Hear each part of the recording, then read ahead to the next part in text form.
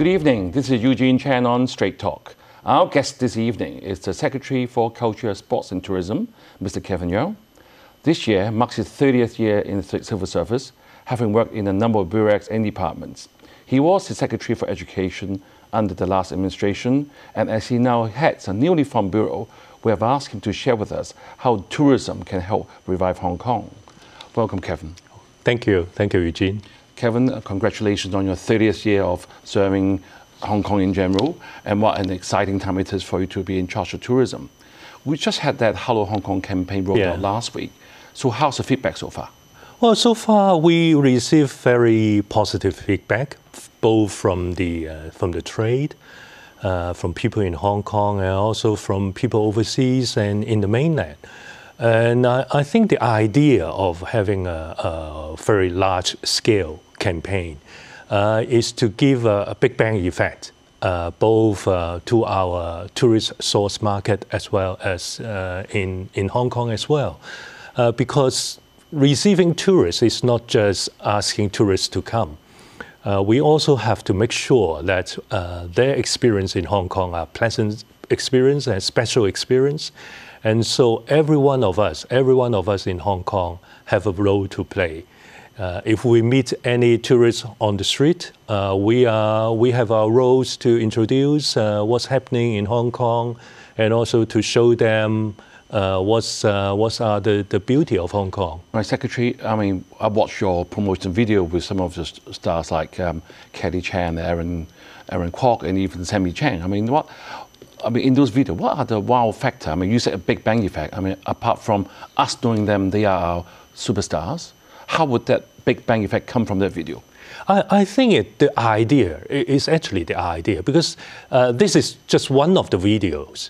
We have prepared, actually the Hong Kong Tourism Board has prepared a number of videos with different people, maybe from the Chambers of Commerce, and also from some KOL, celebrities, and a lot of people.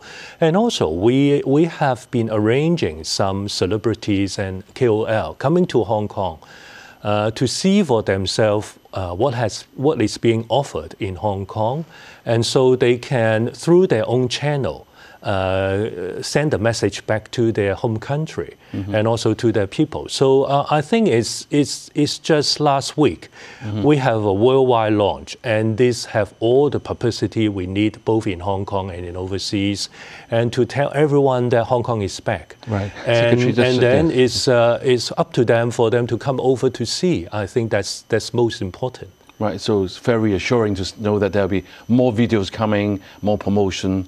It's just the beginning last week, isn't it? It's just the beginning, and I must tell you that many videos will be shown overseas. It may not be shown in Hong Kong because our market is overseas and also in the mainland. And so when you see the promotion effort, a lot of these promotional efforts are actually done in our source market, tourist source market, rather than in Hong Kong. In Hong Kong, we just have to boost up the morality, and so that people in Hong Kong feel they are part of it. Yes. Sorry, I was going to interrupt you to ask you. There has been a lot of publicity. The Big Bang was the 500,000 free tickets going to offer to overseas, sort of for inbound travelers. But when you look at the 2019, we had like 55 million of visitors, and of course that has really tanked during the pandemic. And in 2022, it's come back to like 600,000 people. So what is this 500,000 tickets going to do? I mean, we have a big shortfall. How many people do you expect that is going to bring people to come to Hong Kong? I think that the purchase of tickets serve two purposes. I think the airport authority has already mentioned that before. It purchased the ticket in 2000 and 2020 is at the time when the airlines are suffering great impact from the pandemic. All the business gone. And so the airport authority at that time decided to purchase a number of tickets for two purposes. One is to help the airlines through that particular difficult time, and the other is for the promotion that we are going to launch. And the 500,000 tickets, I think it will create an impact. It's a very good invitation for our tourists to come to Hong Kong. It is like an invitation card Of course, when the airlines, when they give out the tickets, it will depend on the market or the places that the airline is in. For example, in Malaysia, in Singapore, they may use different means to do that, depends on the customs and practices at that place. But it's a very clear message. We welcome you to come to Hong Kong. We want you to come here to see for yourself the latest development in Hong Kong. We want to invite you to come here to enjoy our latest new tourist attraction, like the M+, the Palace Museum, and at the West Kowloon Cultural District, and all the green scenery and culture and heritage tourist spots that we have been preparing over the past 3 years. So that's the whole idea. Right. Secretary, I understand it's only one single ticket offered. Hopefully they will bring more family and friends to come with them, right? I also saw that the campaigns could roll out to Southeast Asia and also mainland first. Are you going to do anything to the more long-haul customers like the US, Australia, Europe, or even England? I think in preparing for the promotion, we have to do it gradually and also at different target market. Before the pandemic, we are aware that our over 30% of our tourists are come from the Southeast Asia or from the Asia, and another 30 maybe is from the mainland. So when we start the promotion, we focus on our strongest market first. So we focus on the Asia and also the mainland first. And then gradually we will go to the long haul market as well. Yeah, another area I'm sure the viewers will want me to ask you is that if you look at Hong Kong's news, I mean, both Cathay Pacific and Hong Kong Express has said that it's going to take them like end of 2023 to go back to like 70% of the capacity. And also for the retail and tourist and F&B outlets, we know that there have been a drop in like over 98% between 2018 to 2021 about the manpower and the people actually in the industry. So is Hong Kong going to be prepared for this? Because I remember like 10 years ago, we had a big sort of a friction between Hong Kong residents and the mainland visitors because we aren't prepared. So have we learned a lesson this time? Well, I think we are drumming up our capacity to receive our tourists, both from the mainland and from overseas. And that's why as many, well, if you look at many places overseas and many countries as well, usually it takes about 1 year to pick up to around 70 to 80% of their previous capacity or the previous number of tourists. I think it will happen the same in Hong Kong. And as the number grow, I think we will also build up our capacity. And I'm pretty confident that we will be able to receive our tourists in a very orderly and a very good manner. Well, Kevin, you know, many people, even over a casual table conversation, we said that we are short of people. So, I mean, without talent or even just normal workers, how can we serve them properly? Do you have any plans to sort of drum up our actually manpower supply? I think that's a common problem. I think if you listen to people in various industry, they all express that it seems the frontline workers or the frontline staff are in shortage and they are trying to recruit more. I think recently the Disney has a major recruitment, trying to get more employees to come in to serve their company. I think what the government as a whole is considering this issue, whether we are really facing a very serious problem of the frontline or workers issue. But on the tourism industry, we are in close contact with the trade partners, and if there are any issues that the government can do, we are happy to further consider and discuss with them. Right, Secretary, I also see that in the campaign, apart from all this Big Bang effect, we are going to invite more VIPs coming to Hong Kong, and I believe you'll be leading delegations overseas because we saw Financial Secretary Paul Chan in Switzerland holding a tablet and explaining to people on the street. Would that be seen as too much of a desperate move Are we that desperate? Well, that's part and parcel of our work. Hong Kong is a small economy. We are also an open economy. We always have to maintain the liaison with different places worldwide. And so we are consistently inviting our guests, VIPs and business people from overseas to come to Hong Kong. At the same time, we are very actively going out to promote Hong Kong and to link up Hong Kong business with overseas business. And that's part and parcel of our daily work. And in this campaign, I think the chief executive has said two areas that we will be doing is to invite more VIP celebrities to come to Hong Kong so that they have the first-hand information about Hong Kong. Because in the past 3 years, because of the pandemic, the traffic basically has stopped. And it's time that people will come to Hong Kong and know more. And the other is we will be actively going out. I think that's very important, as well as to catch up what we should be doing in the past 3 years. Right, Secretary, thank you very much. And let's go for a break now. And viewers, please stay with us. We will be right back. Welcome back.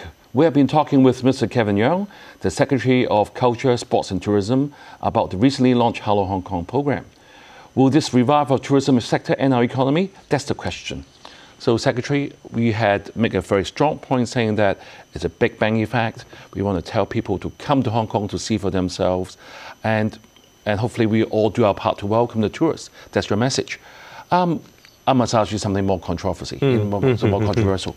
I'm sure everybody wants to see this campaign successful, but from this advertising industry, they have criticized the campaign for not having a proper strategy. They said social media have been painting a negative picture of Hong Kong over the last few years, and say Hong Kong is no longer the same and people are leaving. And one traveler website actually says that the new national security law for Hong Kong may be interpreted broadly. You could break the law without intending to. You may be at an increased risk of detention on vaguely defined national security grounds. The maximum penalty under this law in Hong Kong is life imprisonment. Sounds pretty bad, but we know it's not true. So shall we address this head on or just ignore it? Well, we are addressing this issue daily. Whenever we see that there are some wrong reports, both locally or overseas, our government is very active and proactively to explain and to clarify. And I think some of the reports are, of course, well, I would not guess the intention, but I would say that some of the facts are basically wrong. That's why we have to take a very proactive role to go out to explain what's happening in Hong Kong. And that is also one of the reasons why we so actively invite VIPs and also some KOL to come to Hong Kong to see for themselves what's actually happening in Hong Kong. And I think when we say that Hong Kong has changed, well, I think every place is changing every day. But in Hong Kong, we are simply better and safer. And we are even a better place for business, for tourists, for everyone, for all locals to live in here. So I would say that it's for every one of us in Hong Kong to tell our story to our contact, to our counterparts maybe in overseas or in the mainland. And at the same time, the government will continue to take an active role and proactive role in explaining Hong Kong's to everyone in the rest of the world. Thank you for explaining to us that the government is going to be proactively heading on that issue. Now your portfolio also had culture and sports as well. And, you know, the recent international events with the basically removal of all the travel restrictions, the Rugby Sevens and all that has been a great success. And we're looking forward to more international events. We were asking you in the makeup room just now. But some people have also said that everything that has been happening so far that we can see, like the Clock and Flap, Us in Hong Kong, Art Basel, the Marathon next week, is all old events. They're looking for more wow factor, as I said earlier in the show.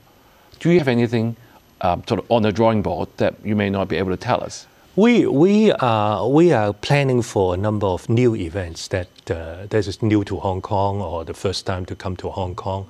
But some of the events are still under discussion, so I think we will not disclose a lot openly at this stage.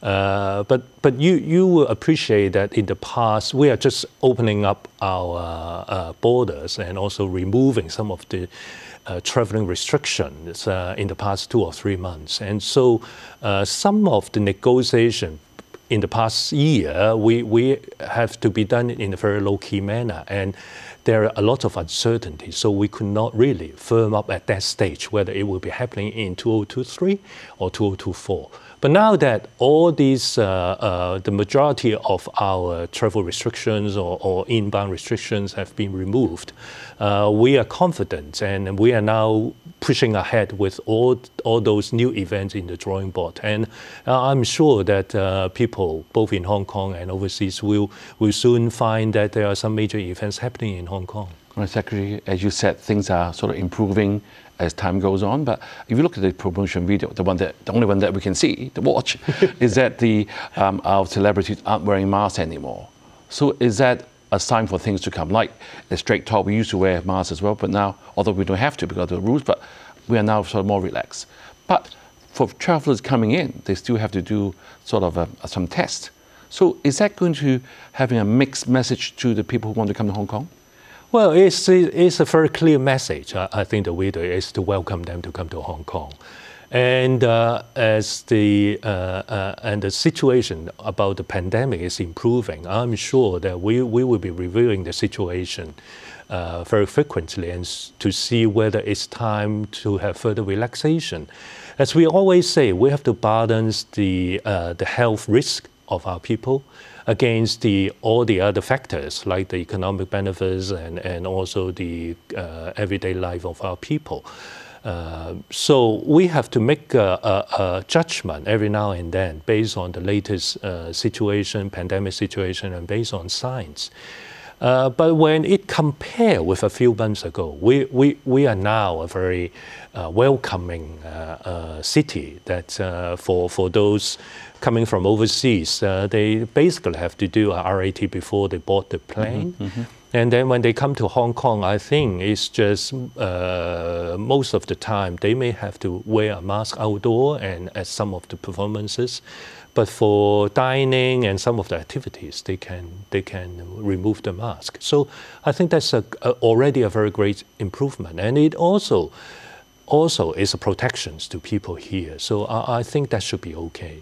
Right, Secretary, and the reason why people want to come to Hong Kong is for shopping, because we always had Hong Kong called a shopping paradise, especially we don't have any value-added tax or any sales tax. But honestly, when people come to Hong Kong and purchase those, branded goods, they're not really our products. So really the effect on Hong Kong's actually growth in our home market isn't that great, except the associated F&B or traveling, whatnot. So being that in that important position as in charge of tourism, would you ever think of any new ideas so that actually would benefit Hong Kong in general, in building up Hong Kong capacity as not one as an attractive place, number two, for actually helping the actual economy? Well, I think the tourism, when we look at tourism, it's not just the value of merchandise that they're bringing home. I think we are talking about the whole experience of when the tourists come over. Well, he or she will visit different places to enjoy the beautiful Victoria Harbour and beautiful scenery from the peak. They could consider going to some of the major cultural and sporting events. They can go to our new West Kowloon Cultural District with the new museums and the revamped or renovated Museum of Arts and all these good experiences. And in the past 3 years, we have been developing our green tour as well as the cultural and heritage tours. These are all small but important local economy that could bring economic benefits to the people around at these places. And also, in addition to shopping, one of the very, very important businesses is the different cuisine that we have in Hong Kong. We have all the Eastern, Western cuisines, as well as all the traditional and new style Michelin star restaurants. All these are bringing in economic benefits to Hong Kong. Right. Yeah. Secretary, this cost of this Hello Hong Kong campaign is about Hong Kong $2 billion. A lot more than the relaunch Hong Kong campaign in 2020, which didn't end up to be a great success at all. So how many, if I look at the return of investment, ROI, how many visitors or how much money derived from tourism are you expecting, in short? Well, for the Hello Hong Kong campaign, the Hong Kong Tourism Board is planning for around 100 million for this current year, and I'm sure that we will be providing more funding for them in the coming financial year. But when we look at the tourism, it's not just counting the return in a short period of time. We are looking at, for example, we are planning to send, as I just said, 100 million for the remaining few months. We are not expecting that many tourists coming in the next 3 or 4 months. But it's going to create an impact that will draw more tourists coming in the coming year or 2 years. And it also create a better image about Hong Kong, which also bring in business people and other people coming Hong Kong for other purposes. And also we have to consider all the exhibitions and summits and all the MICE tourists, which are also very important to us. Secretary, I was going to ask you a last question. As you know, the leisure and culture portfolio was under the Home Affairs Bureau last term, or in the past, and tourism was under CEDB. Now you have all the portfolio under your arms. And how are you going to make Hong Kong sort of an east-west center for international cultural exchange, as the national policy has wanted to do, Do you think that's going to happen? I'm very confident that it is going to happen, but I think given the limited time that we have left for this program, it's very difficult to explain in details. But we are confident, and we are working with all our partners in the community, including the cultural, sports, and tourism sector, to make it happen. Now, thank you, Secretary, for letting us know. We will definitely invite you back to talk more about how culture and sports will help Hong Kong's tourism. Thank you, Secretary, for coming this evening to share the government's latest strategies for the tourism sector. Let's hope Hello Hong Kong will really be a catalyst to the revival of Hong Kong's and its economy. Have a good week and good night.